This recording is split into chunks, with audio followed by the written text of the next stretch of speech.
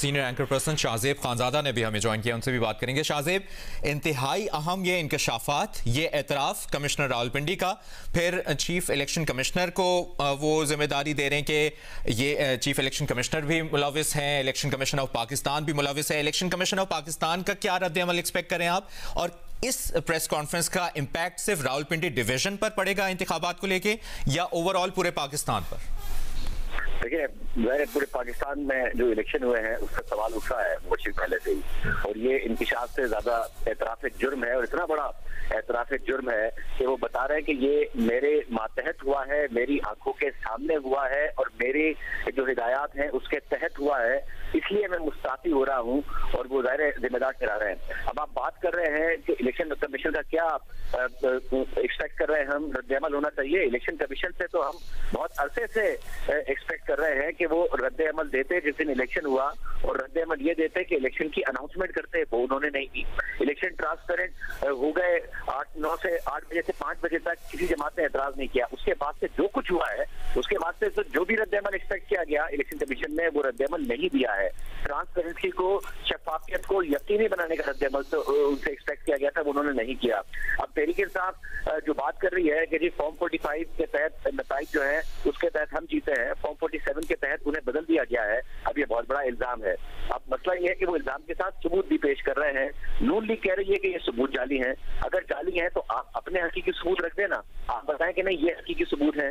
एनकेएम कह रही है कि नहीं जी हम जीते हैं कराची में, तहरीक इंसाफ कह रही है कि नहीं हम जीते हैं। तहरीक इंसाफ का जो दावा है उसको हकीकत कह रही है जमात इस्लामी। अब उस दावे के बरक्स अपने फॉर्म 45 रख दे, तो जो इस्तीफा तहरीक इंसाफ का दावा है, ज़ाहिर नून लीग और दीगर जमातें कह रही है कि तो माजी में भी तरीके से बोलती रही है, झूठ बोले हैं इमरान खान साहब ने। 35 पंक्चर एक झूठ था, 2014 की 2013 की धांधली का इल्जाम एक झूठ था, अमरीकी साइफर के तहत अमरीकी साजिश का बयानिया झूठ था। मगर जो इस वक्त फॉर्म 45 के तहत वो कह रहे हैं कि हमारे इलेक्शन में हमसे सीटें छीनी गई हैं, वो झूठ उसी वक्त साबित होगा जब आप सबूत से साबित करेंगे।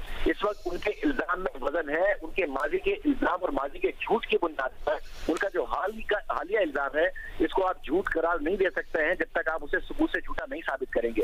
ठीक है, नताइज पर पहले ही सवाल उठ रहा था कि फैसलाबाद में आप 11 में से 10 सीटें हार गए, गुजरावाला जो कि आपका गढ़ था वहां पर आप इतनी बड़ी तादाद में हार गए कि खुर्रम दस्तगीर साहब भी हार गए और उन्होंने तस्लीम की। मगर रावलपिंडी जहाँ पर आप 2018 में अक्सर निश्चित से हार गए थे वहां पर जीत गए और तादाद में आप जीतते नजर आए हैं। तो सवाल उठ रहा था कि ये हुआ क्या है, किस तरीके से कहीं जीते कहीं हारे, और वो नताइज जो शुरू में जहां पर तहरीक इंसाफ जीतती नजर आ रही थी वहां पर कैसे अचानक नून लीग जीत गई है। और तो सवाल तो इन इलेक्शन पर उठ ही रहा था।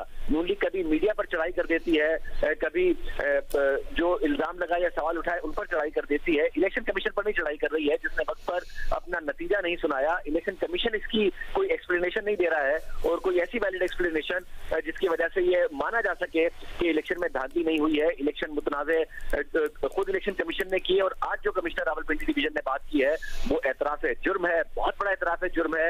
ये इस इल्जाम को तक़वियत बख्शता है कि जो इंतखाबात हुए 8 फरवरी को वो इंतहाई मुतनाज़े थे, उनमें धांधली की गई, उनमें सीटों को रद्द-ए-बदल किया गया, सीटों में रद्द-ए-बदल किया गया, और ये तहकीक होनी चाहिए और मंतक की अंजाम तक पहुंचनी चाहिए, वरना इलेक्शन मुतनाज़े रहेंगे और इलेक्शन के नतीजे में बनने वाली हुकूमत मुतनाज़े रहेगी। और शाहजेब, जिस तरह उनसे जब पूछा गया कि किन उम्मीदवारों के हक में या मुखालिफत में ये सब किया गया तो उन्होंने इस बात का जवाब नहीं दिया। चीफ इलेक्शन कमिश्नर और इलेक्शन कमीशन को आपको नहीं लगता रद्द-ए-अमल से ज्यादा कटहरे में खड़ा कर दिया है इस प्रेस कॉन्फ्रेंस ने, इस एतराफ़ जुर्म ने? देखिए, हमें पिंडी डिवीजन के नताइज तो पता ही हैं कि क्या हुआ है। ज्यादातर नून लीग निश्चित से जीती है, कुछ पीपल्स पार्टी भी जीती है, मगर पीपल्स राजा परवेज अख्तर साहब है गालिबन, उन्होंने ये निश्चित पहले भी निकाली थी 2018 में भी। तो ये तो पता ही है कि नताइज क्या हैं, और तरीके से आप उन नताइज पर एतराज करती रही है। कटहरे में तो इलेक्शन कमीशन 8 फरवरी से खड़ा है, और 8 फरवरी से ही सवाल उठ रहा है कि आप ये कर क्या रहे हैं। एक जॉब थी आपकी, एक कि आपने इलेक्शन कराना था, और 5 साल बाद ये जॉब आती है जो आपको करानी होती है। इसके अलावा तो बाई इलेक्शंस होते हैं या फिर बल्दियाती जो इंतखाबात हुए उसमें भी कुछ कंट्रोवर्सी आ गई थी। आपने वो काम ठीक से नहीं किया है। आपने 8 बजे से 5 बजे तक जो पोलिंग के एतराज़ात होते हैं वो नहीं हुए, वो काम ठीक किया आपने। उसके बाद जो रिजल्ट अनाउंसमेंट थी वो काम ठीक नहीं किया है। 2018 में आरटीएस बिठा दिया, मुतनाज़े तरीन इलेक्शन रहा, इस्टेब्लिशमेंट, अदलिया, हुकूमत सब साथ थी इमरान खान साहब के, मगर नहीं हो सकी ना डिलीवरी। उसके बाद अगर आज आप ये कर रहे हैं और आप एक मुतनाज़ इलेक्शन के तहत एक हुकूमत लेकर आ जाएंगे तो बेशक सब मिलकर भी हुकूमत चलाने की कोशिश कर लें, हुकूमत नहीं चल पाएगी, क्योंकि एक लेजिटिमेसी होनी चाहिए, इलेक्शन के नताइज को तस्लीम किया जाना चाहिए। इस पर मुसलसल सवाल उठ रहा है और तहरीक इंसाफ जो सवाल उठा रही है, अगर वो फॉर्म 45 रख रही है और नून लीग और एमपीएम का दावा है और दीगर जमातों का कि वो झूठे हैं, तो भाई आप अपने हकीकत रख दें। इलेक्शन कमीशन असली फॉर्म 45 अपनी वेबसाइट पर अपलोड करके बता दे कि तहरीक इंसाफ झूठ बोल रही है। तो इस वक्त जो इल्जामात हैं तहरीक इंसाफ के, उनमें उस वक्त तक वजन रहेगा जब तक उन्हें सबूतों के साथ झूठा साबित नहीं किया जाएगा। आप सिर्फ बयानात से उन्हें झूठा नहीं कह सकते हैं।